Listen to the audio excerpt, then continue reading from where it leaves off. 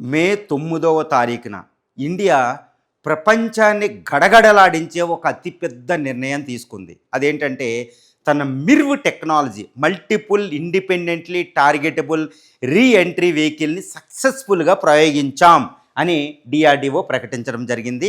అది Indian defence ministry కూడా ప్రకటించడం జరిగింది. ఈ యొక్క ఇండియాలోని ఒడిస్సా తీరంలోని Whaler island Abdul Kalam island నుంచి దీన్ని ప్రయోగించడం జరిగింది అని చెప్తుంది.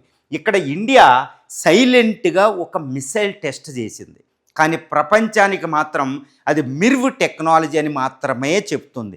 ఏంటి అంటే దాని పేరే సూర్య మిసైల్ లేదా అగ్ని-6 మిసైల్. నాకు తెలిసినంతవరకు అగ్ని-5ని ప్రయోగించినప్పుడే సూర్యాను కూడా ఆల్మోస్ట్ టెస్ట్ చేయడం జరిగింది.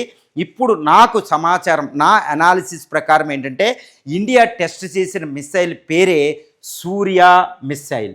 ఈ సూర్య అనేది ఒక ICBM inter continental ballistic missile. దీన్ని ఇండియా చాలా సైలెంట్గా టెస్ట్ చేసేసింది. కానీ పైకి చెప్పేది ఏంటంటే ఈ యొక్క మిరువు టెక్నాలజీని మాత్రమే నేను టెస్ట్ చేశానని చెప్తుంది ఇండియా. కానీ మరి మిరువు టెక్నాలజీ ఏ మిసైల్స్కి ఉంది ఇండియాలో? అగ్ని-5కి, అగ్ని-6కి, తర్వాత సూర్య మిసైల్కి ఉంది. అగ్ని-5ని సక్సెస్ఫుల్గా ప్రయోగించాం, ఆ సైనిక దళాల్లో చేర్చడం కూడా జరిగిపోయింది.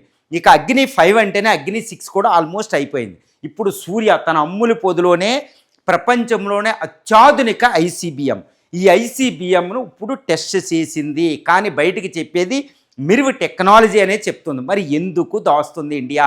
ఎందుకు బయటికి ఇంత డిక్లేర్ చేయడమే? కానీ శత్రు దేశాలకి తెలిసింది, శత్రు దేశాలందరికీ తెలిసి ఇండియా సూర్యాన్ని ప్రయోగించిందని.